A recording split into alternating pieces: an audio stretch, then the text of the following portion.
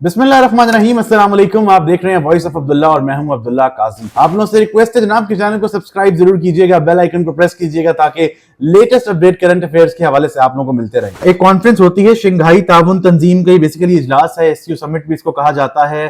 पाकिस्तान मौजूद है वहां पे और बहुत से ममालिक मौजूद हैं, नरेंद्र मोदी मौजूद है।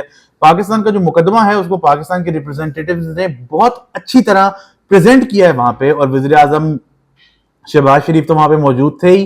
Field marshal general Asim Munir साहब ने भी ज्वाइन किया है वहां पे, और शहबाज शरीफ साहब ने जब वहां पे स्पीच की तो उन्होंने बताया किस तरह पाकिस्तान जो है वो दहशतगर्दी का शिकार रहा है और किस तरह दूसरे ममालिक जो हैं उनकी इंटरफेरेंस रही है पाकिस्तान में दहशतगर्दी करवाने में। अब जाहिर है कि इंडिया का प्राइम मिनिस्टर नरेंद्र मोदी बैठा हो और सारी दुनिया के सामने आपका वजीर आजम ये बात कर रहा हो तो वो डेफिनेटली इंडिया की तरफ इशारा था कि पाकिस्तान में जो अलहदगी तहरीकें चल रही हैं, चाहे वो हो, यानी बलोचिस्तान की जो तहरीक है वो इंडियन स्पॉन्सर्ड तहरीक है, और उसके अलावा जो टेररिज्म है पाकिस्तान में वो भी इंडियन स्पॉन्सर्ड है सारा।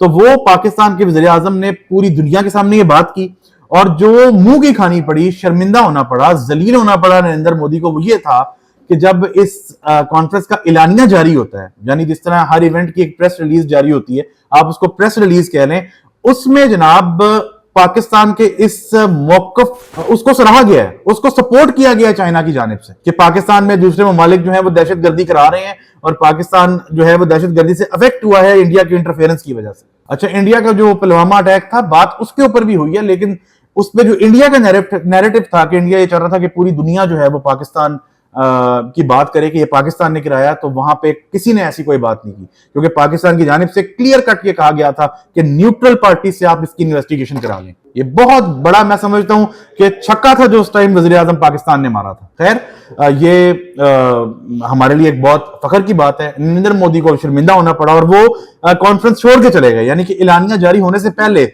ये थप्पड़ पड़ने से पहले नरेंद्र मोदी जो है वो कॉन्फ्रेंस छोड़ के चला जाता है। और अगर हम इस कॉन्फ्रेंस की बात करते हैं तो यहाँ पे प्यूटिन जो रशिया के वजीर आजम है वो आया होता है, ठीक है। उसके अलावा जनाब नरेंद्र मोदी जो खुद आज से कुछ अर्सा पहले वो इंडिया को अपना कॉम्पिटिटर समझता था, चाइना को, और वो कहता था कि हमने अपनी इकोनॉमी को चाइना के बराबर लेके जाना है, और आज वो उसी चाइना में कॉन्फ्रेंस अटेंड करने के लिए पहुंचा हुआ है। अच्छा, ट्रंप से अलग जूते पड़ रहे हैं मोदी को। ट्रंप ने कहा है जी कि ठीक है, इंडिया ने अपनी ज्यादा जो खरीदो फरोख्त और तजारत है वो रशिया के साथ किया, तो फिर जाओ उनको ही करो जाके। तो इंडिया जो है उसको बहुत अच्छे अल्फाज में ट्रंप ने याद नहीं किया, यानी इंडिया के लिए जो मसाइल है वो बढ़ते जा रहे हैं। उनका जो एक टारगेट था कि पाकिस्तान को खित्ते में हम अलग कर दें, वो उन पे उल्टा पड़ गया सर। अमेरिका, जिसको वो उनको लगता था कि उनकी मुट्ठी में नरेंद्र मोदी, वो आप देख लें कि वो शक्ल नहीं देख रहे इस वक्त मोदी की। चाइना जो है, जिसको वो अपना इकोनॉमिक एनिमी कंसिडर करते थे, आज उनके ममालिक में जाके कॉन्फ्रेंस अटेंड कर रहे हैं। तो पाकिस्तान की जीत है, पाकिस्तान की बयानिए की जीत है, और ये कोई छोटी बात नहीं होती। मैं समझता हूं कि बहुत कम ऐसा होता है कि पाकिस्तान की जो पॉलिसी है, खारजा पॉलिसी, वो इतने हाई स्टैंडर्ड्स के ऊपर हो। पूरी दुनिया इस वक्त पाकिस्तान के नैरेटिव के साथ खड़ी है, this is something to be proud about. कोशिश यही होती है कि जब भी वीडियो बनाई जाए आप लोगों को अच्छी खबर दी जाए, लेकिन कुदरती तौर पे जहां पाकिस्तान में सैलाब है, जल्जला है, वहीं पड़ोसी मुल्क अफगानिस्तान से खबर आई है जनाब कि वहां पे बहुत शदीद जल्जला जो है वो अफगानिस्तान में आया है। अभी तक कहा जा रहा है कि 900 से ज्यादा अमवात जो है वो हो चुकी हैं, और ये वो हैं जो रिपोर्ट हुई हैं।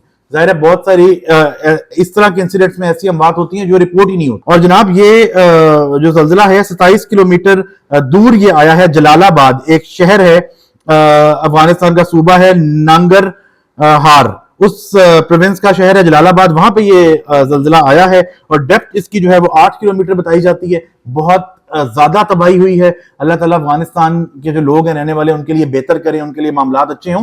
पाकिस्तान ने हमेशा अफगानिस्तान को बुरे वक्त में सपोर्ट किया है, बाद में चाहे हमारे अफगानी भाई जो है वो हमारे खिलाफ हुए हैं, ज़ाहिर ये मौका नहीं है ये बात करने का, लेकिन पाकिस्तान ने हमेशा सपोर्ट किया है अफगानिस्तान को हर बुरे वक्त में। जहां पे ये एक हकीकत है, वहां पे एक चीज जो मैं देख रहा हूं बहुत ज्यादा हो रही है कि हमारे यहाँ कहा जाता है जी कि जो जल्जले हैं और जो सैलाब हैं वो इसलिए आ गए हैं पाकिस्तान में कि जी यहाँ पे कोई बेहयाई बहुत ज्यादा हो गई है या फहाशी बहुत ज्यादा हो गई है, और ये बहुत ज्यादा सोशल मीडिया के ऊपर ना इस चीज को उठाया जाता है। देखिए, ये एक जज्बाती बात तो हो सकती है, ठीक है, आप जज्बाती बात कर लें या कोई वो एक व्यूज लेने के लिए ऐसी बात कर रहे हैं, लेकिन प्रैक्टिकली इस तरह नहीं है। अल्लाह ने दुनिया को असबाब के साथ जोड़ा है। अल्लाह ने अगर किसी पे सख्ती करनी है या कुछ भी करना है, जाहिर है कि वो दुनिया में भी आजमाइश लेके आता है, लेकिन उसके लिए आखिरत का दिन मुतय्यन है। अगर इन्हीं चीजों से जल्जले और आफात आती होती तो फिर अमेरिका, यूरोप, कोई भी ना बचता। वहां पे तो क्लब्स हैं, ओपनली हर चीज हो रही है, जुए हो रहे हैं, पार्टीज हो रही हैं, मतलब हर वो चीज हो रही है जो कि हमें लगता है कि वो फहाशी का हिस्सा है, तो सरेआम वहां पे हो रहा है। तो हम अपनी मिसमैनेजमेंट को, अपनी नलायकियों को अल्लाह ताला के खाते में डाल देते हैं। अगर सैलाब अच्छा, अफगानिस्तान में तो तालिबान की हुकूमत है जी, वहां पे तो पर्दा भी बहुत होता है, वो तो औरत को सांस नहीं लेने देते, पता नहीं सांस किस तरह लेने देते हैं। वहां पे तो वो तालीम के भी खिलाफ हैं और वो कहते हैं औरत बिल्कुल घर में बैठ जाए, और वहां पे पर्दा भी है। उधर जल्जला क्यों आया फिर? यानी कि लॉजिकली हम आपको कह रहे हैं फिर वहां पे तो जल्जला आना ही नहीं चाहिए था ना, फिर अफगानिस्तान तो दुनिया का सबसे तरक्की याफ्ता मुल्क बन जाता। तो ये चीजें इस तरह नहीं होती, ये कुदरती आफात हैं, इसमें ग्लोबल वार्मिंग का बहुत बड़ा किरदार है। और फिर हमारे अगर पाकिस्तान पे हम बात करें तो मिसमैनेजमेंट ऑफ गवर्नमेंट है, यानी बहुत से ऐसे इकदाम जो आज से 8-10 साल पहले अगर ले लिए जाते तो आज जो जल्जले और तूफान आ रहे हैं ये ना आते। इस लेवल पे मैं मिसमैनेजमेंट कह रहा हूं। बाकी तो जाहिर है इस वक्त चाहे कोई भी हुकूमत हो, चाहे मरियम नवाज साहिब हो, इमरान खान साहब होते, हमें उनका साथ देने की जरूरत है।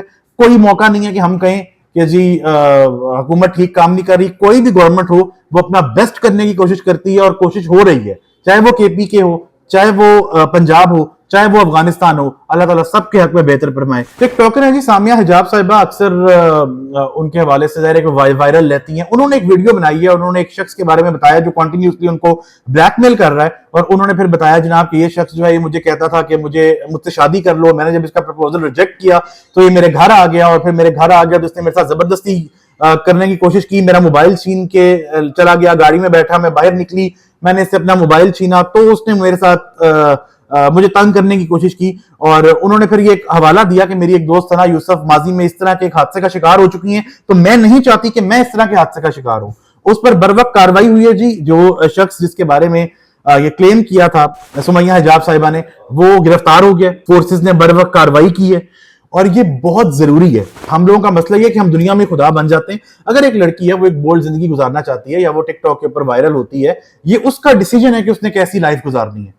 फौत हो जाएगी, अल्लाह उसको देख लेगा, ये अल्लाह ने डिसाइड करना है कि उसने अपनी जिंदगी में कैसी परफॉर्मेंस दी है। बाकी जाहिर है कुछ चीजें जो एक्स्ट्रा ऑर्डिनरी बोल्ड हो जाती हैं या वो एक सर्टेन लिमिट से क्रॉस कर जाती हैं, उस पर हम भी तनकीद करते हैं। लेकिन वैसे अगर कोई लड़का है, कोई लड़की है, यंगस्टर्स हैं, वो टिकटॉक पे कोई वीडियोस बनाते हैं, कोई टैलेंट है, उस लिहाज से वो वायरल होते हैं, तो उसमें कोई हर्ज की बात नहीं है।